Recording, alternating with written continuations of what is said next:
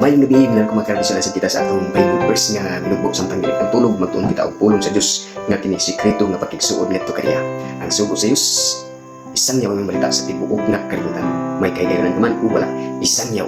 Kay kung kini malukop na siya mobalik aron magkuha kanimo ug kanako. Kung ikaw nagminatago, mga karabisyon ang atong topic karon nga tema. Kalambigitan gyapon kini sa kamatayon ni Jesus. Sa diha nga namatay na si Jesus mga karabisyon.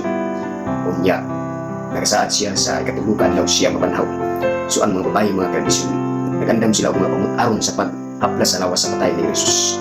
Kung aduna bang gani, mapasa sa nini gayuna, itin sa mga bayana nga miadto dito sa lubnganan ni Jesus. So atong tanaw dinhi sa Marcos Kapitulo 16, uno ngadto sa 5 Henry.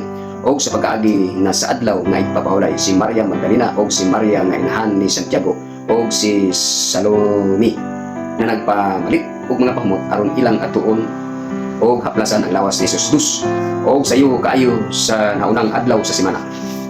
Ngadto sila sa lubnganan sa diha nga nakasubang na ang adlaw tis og nagsig-ingon sila sa usa kinsa may atong paablihon sa bato gikan sa pultahan sa lubnganan. 4 o sa paghangad panila ilang nakita nga ang bato naligid na kay kini dako man kayo. 5 o sa pagkahisulod sila sa lubnganan ilang nakita ang usa ka batan-on nga lalaki nga nagalingkod dapit sa tuo nga nagsapot sa bisan nga maputli o ataas o sila nagakulbaan. So mga karabisyon, tunay mga babae nga nangandam o pamut-alang ang dining Jesus sa iyang lawas nga patay. Duha kini ka Maria, mao kini si Maria nga usa ka gihinluan ni Jesus. Si Maria Magdalena mao kini ang usap ka magsalang babae nga nakita ni Jesus ug iya kini gihinluan. Ug kini si Maria usap nga inahan ni Santiago ug si Salome. Ini kayo na nagsabot ni sila nga moadto sa lubong.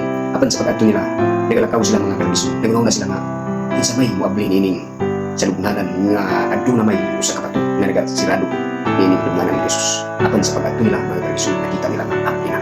So na sila nakita nga usa ka messenger nga nagasuot og usa ka puti nga silina. Ini kayo na nung nakuha na ito nining kayo na mga karabisyon nga ang mga babae nga nagandam sa pamut nagaantos ug nagasunod sa lakang ni Jesus. Bisan sa ilang pagkamasalaypon, bisan sa ilang pagkautan, apan naghatag sila og kaygayonan ug gugma ngadto sa atong buhay ni Jesus mga karabisyon. So tin-aw kayo nga tunay mga babae nga nagandam og pamut sa patay lawas ni Jesus. Tin-aw klaro dugang kay klaro sa atong kinabuhi. Sumuni ang atong minugbo nga Bible verse ning tarna sa atong video, makaingon kaninyo ang gugma sa Dios ug ang iyang pagkamayo. Manaunta kaninyo sa mga usa kaninyo. Daghang salamat sa inyong pagpaminaw. God bless.